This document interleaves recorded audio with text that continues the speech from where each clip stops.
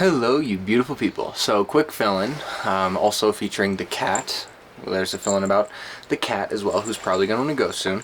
But yeah, I'll give you guys a good look before I let her go off to whatever she wants to do.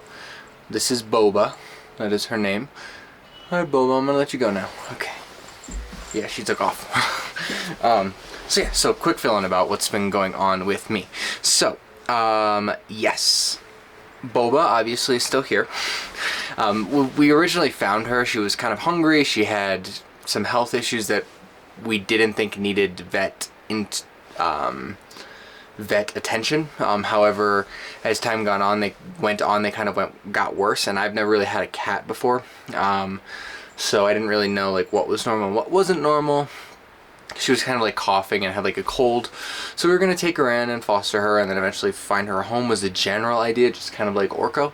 But at the end of the day, we ended up getting attached, and really it wasn't even so much us as it was the dog and the cat really get along really well together. They kind of chase each other around, follow each other around, play all the time. It's really good for both of them that they both have someone to hang out with and spend time around. But basically, I know I talked about me being sick like a few weeks back.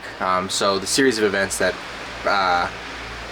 followed that was I got sick, and around that same time we found out the cat actually had pneumonia.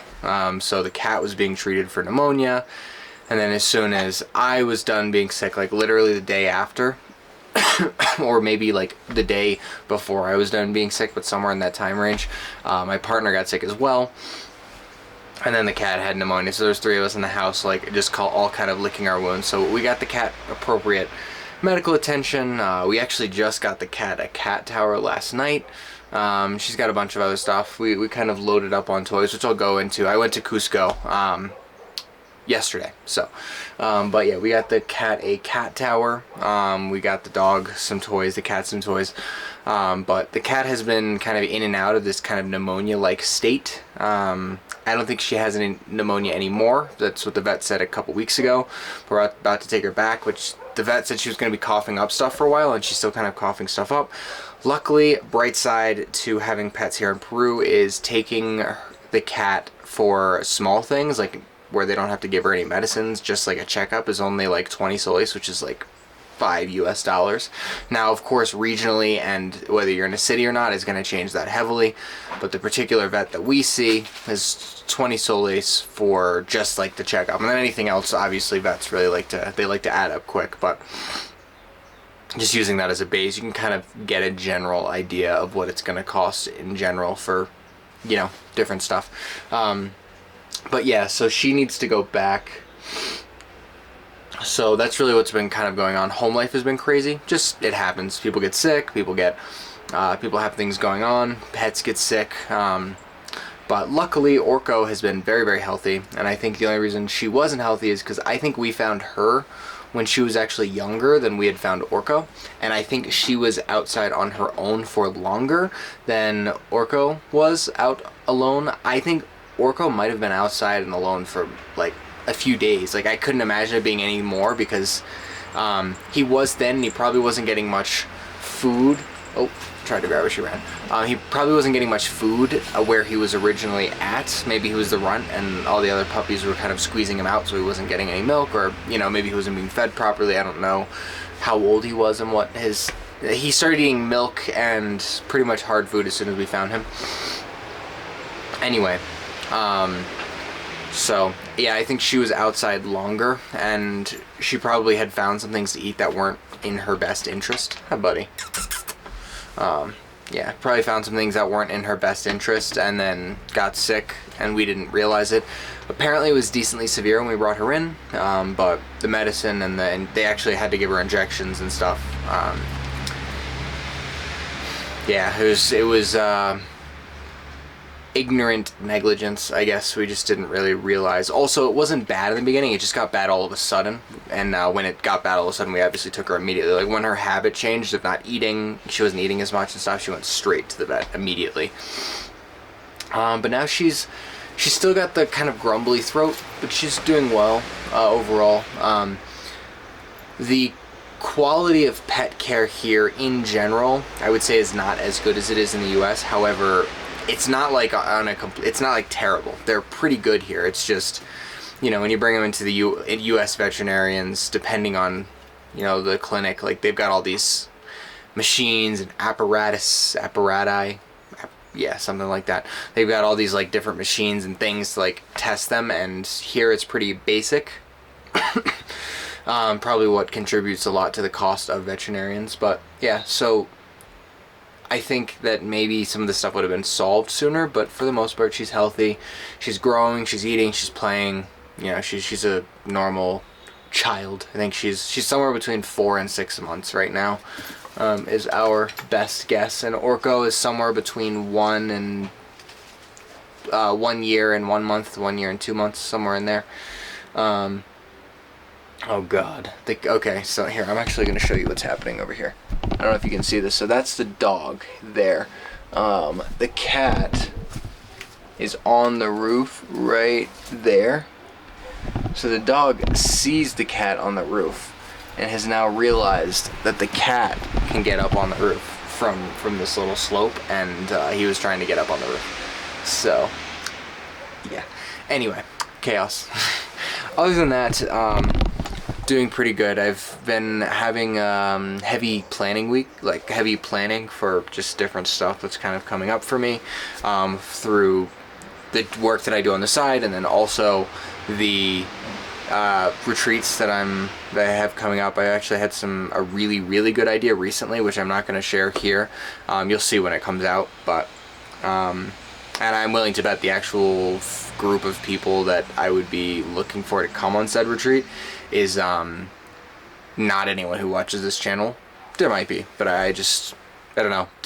I do kind of a lack of spiritual stuff compared to what these retreats normally entail, so you never know.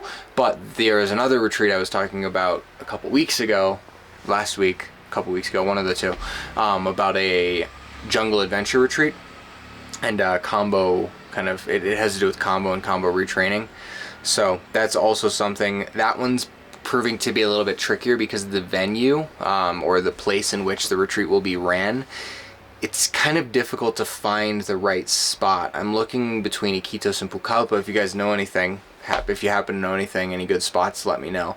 But it needs to be close enough to the jungle where I could take people over to catch the combo frog, to like meet the combo frog, but it needs to be, and it could be in the jungle, I guess, but it also needs to have the general luxuries of life as well. Like, yeah, there's a couple places that were really nice in general, but when you start considering the price compared to what they were actually offering, it just wasn't doable. Like, there was this one place that's really beautiful. They have a ton of land, but they wanted like $2,000 per person, and the place doesn't really have running water, it doesn't really have electricity, they don't offer Wi-Fi to the guests, which there is a market for that stuff, and people probably do dietas there and things like that, but it was just, I don't know, when you live here in Peru and you know what things cost, when you start to get charged for things that are like way outside of what things should cost, you know, it kind of changes.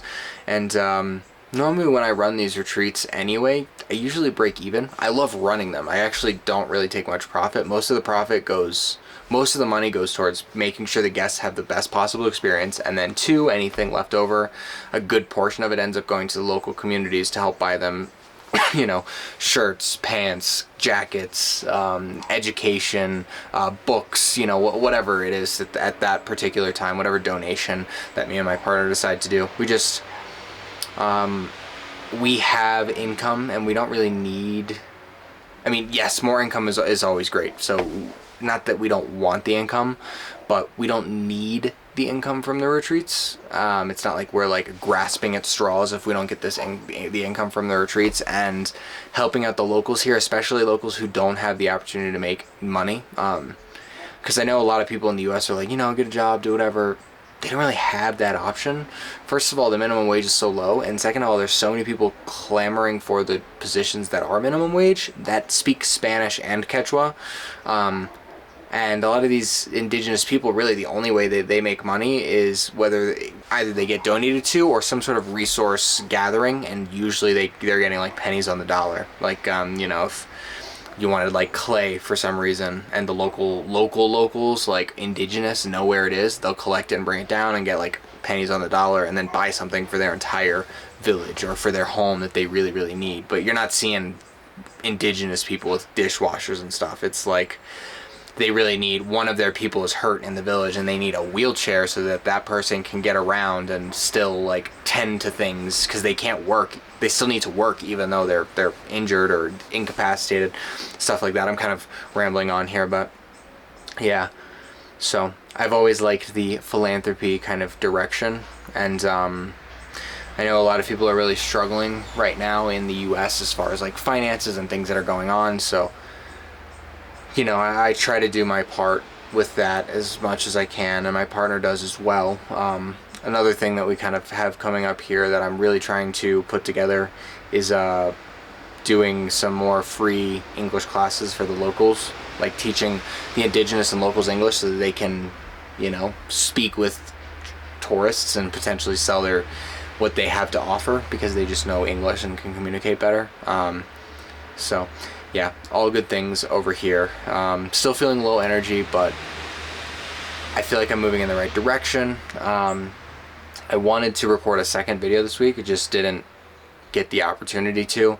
So I'm going to do the same thing. I'm going to tentatively try to make an extra video this week. We'll see how it goes. But yeah, I sense that things are slowing down and speeding up for those of you that, if that makes sense. It's a weird spot, but yeah. Oh, last thing. Went into Cusco last night. Didn't record because actually from the car ride up I was so nauseous I like couldn't even consider talking on camera. I was not feeling good at all. It was actually, my birthday was a month and a half ago. Everyone was sick and busy and everything that we just actually me and my partner didn't get around to celebrating my birthday until April 6th. Not for lack of trying. They really tried, but it didn't work out. People were sick, things were going on. It was crazy.